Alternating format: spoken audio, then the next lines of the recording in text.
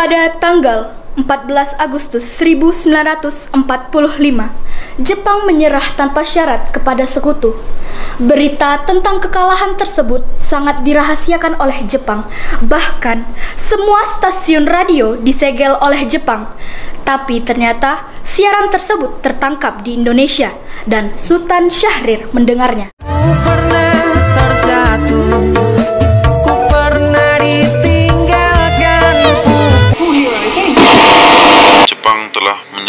Tanpa syarat kepada sekutu pada tanggal 14 Agustus setelah dua kota industri di Jepang, Hiroshima dan Nagasaki dibom atom oleh Amerika Serikat. Kalau benar yang balasin aku dengan aku akan segera memberitahu Bung Karno dan Bung Hatta. Setelah mendengar berita kekalahan Jepang, Sultan Syahrir dan para pemuda mengadakan rapat di Jakarta. Assalamualaikum. Waalaikumsalam. Silakan masuk. Terima kasih. Pak, kalian datang kemari ada masalah apa? Ada berita penting yang akan Syahrir sampaikan, Bung. Berita apakah itu, Syahrir? Saya dengar Jepang telah menyerah pada tentara sekutu. Bagaimana jika kesempatan ini untuk memproklamasikan bangsa Indonesia agar memiliki kepemimpinan baru? Tidak berhak bertindak sendiri. Itu semua hak PPKI. Alangkah janggalnya bila saya mengucapkan kemerdekaan tanpa PPKI yang saya ketua. Tapi, Bung, maafkan saya Syahrir, tetapi kita tidak boleh gegabah. Baiklah kalau begitu, kami permisi. Mari Bung Hatta. Mari. Assalamualaikum. Salam. Ada apa ini?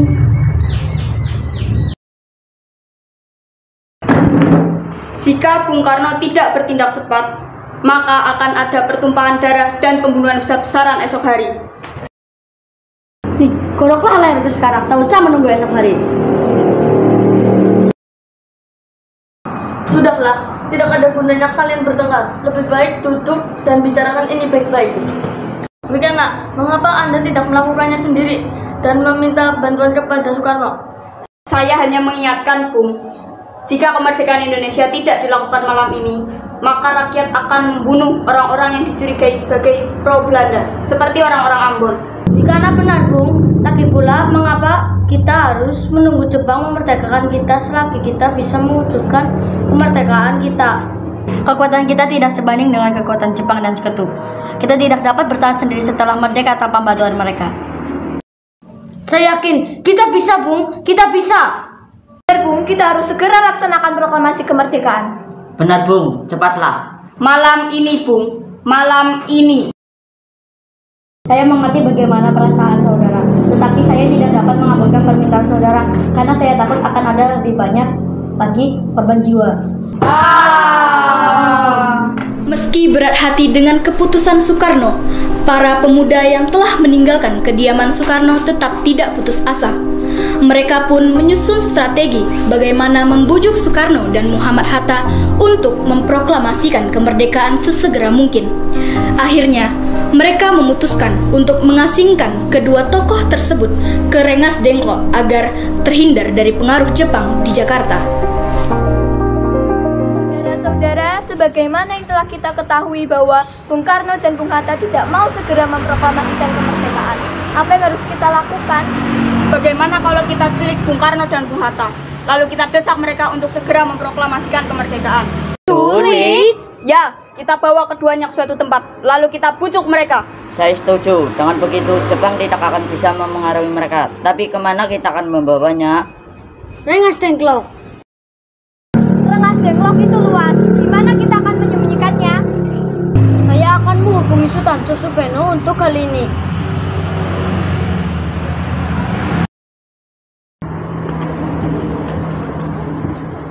Assalamualaikum. Waalaikumsalam, ada apa, Darwis? Kami akan menculik Bung Karno dan Bung Hatta untuk mendesak mereka agar segera melakukan proklamasi. Apa? Menculik mereka? Iya, dan kami setuju untuk membawa mereka ke Rengas Dengklok. Bisakah kau memberikan keamanan kepada kami dan memberikan tempat untuk menyembunyikan Bung Karno dan Bung Hatta? Saya akan mengamankan Anda sendiri. Untuk tempat tinggal, kita tinggal di rumah Jiao Kingsong. Baiklah, terima kasih Supeno. Sama-sama.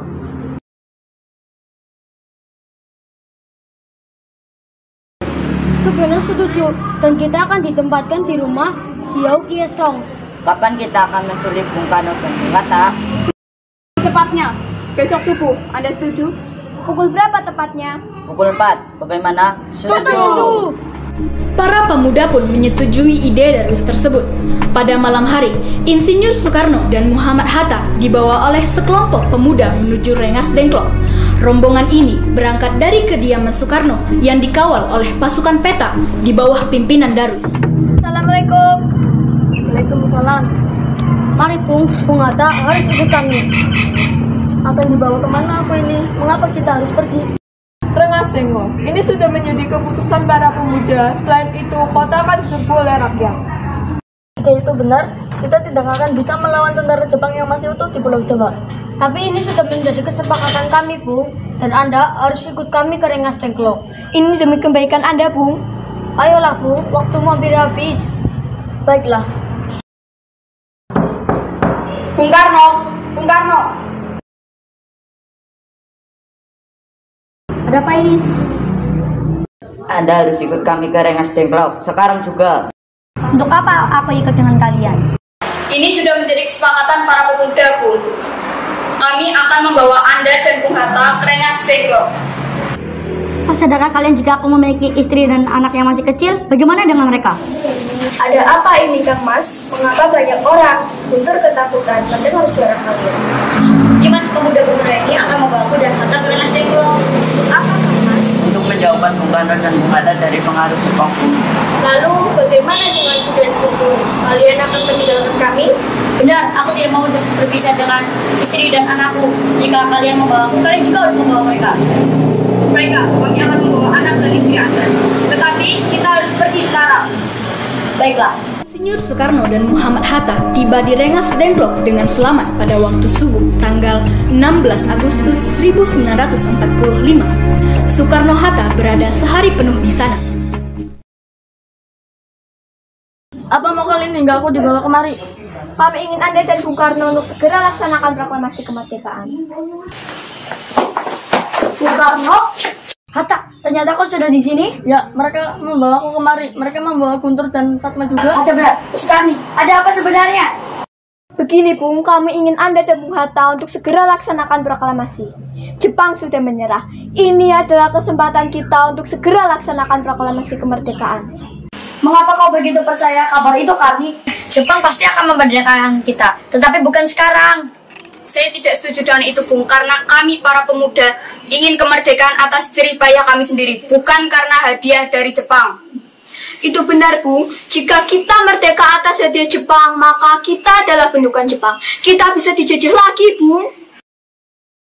Ada apa, Saleh? Mengapa kau terengah-engah seperti itu? Ada Mr. Soebajo. Dia memaksa masuk ingin menemui Bung Karno.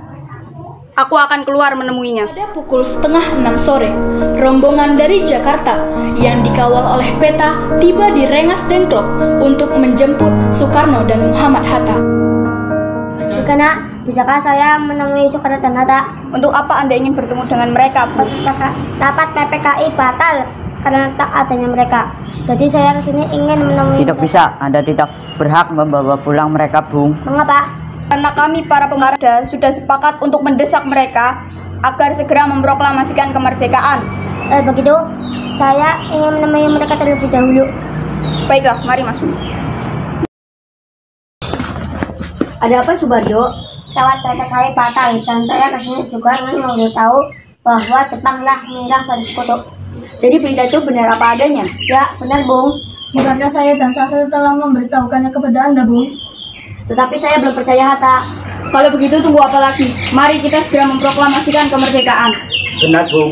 Ya, sebaiknya memang begitu, Bung. Baiklah, saya akan menuruti permintaan kalian. Bolehkah kami pulang? Lihatlah Guntur. Jadi tadi menangis terus. Bolehkah saya ingin membawa pulang Bung Karno dan Bung Hatta? Tidak. Saya berjanji akan menjaga dengan taruhan nyawa saya. Apakah aku bisa memegang janjimu itu? Tentu saja. Baiklah kalau begitu. Terima kasih.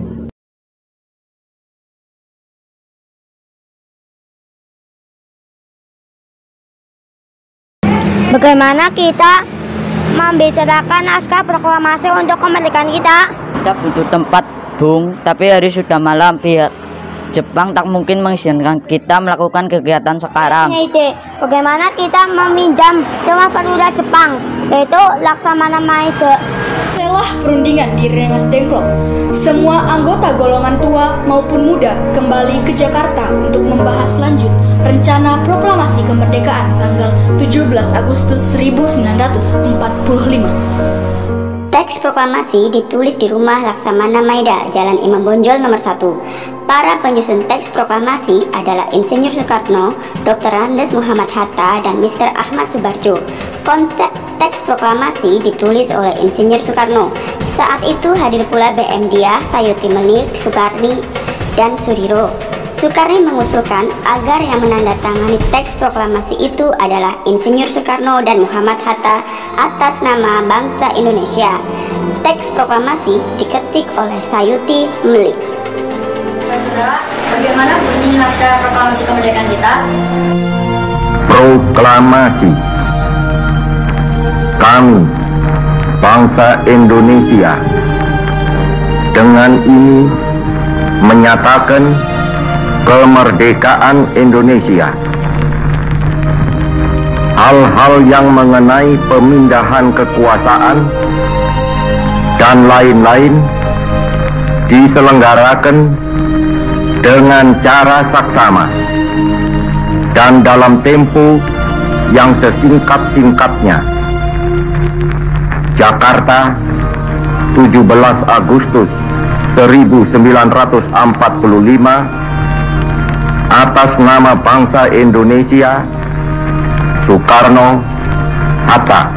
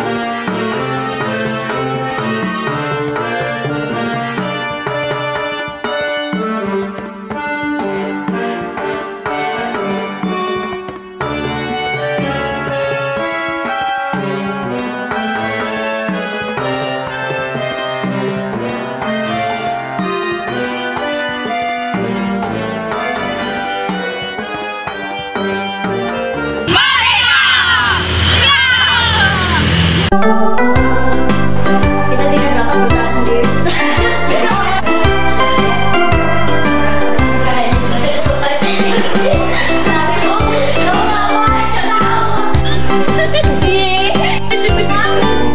Action. Bung Karno.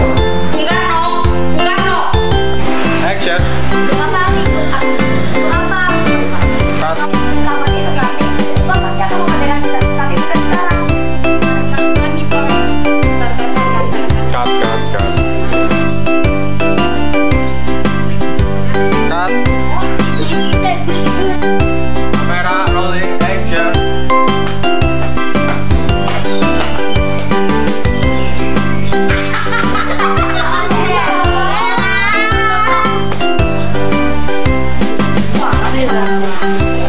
Lihat di sini ya, lihat kamera.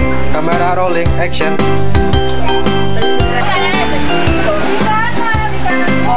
Jadi kamera dulu apa? Yuk keep roll. Ikat kamera rolling.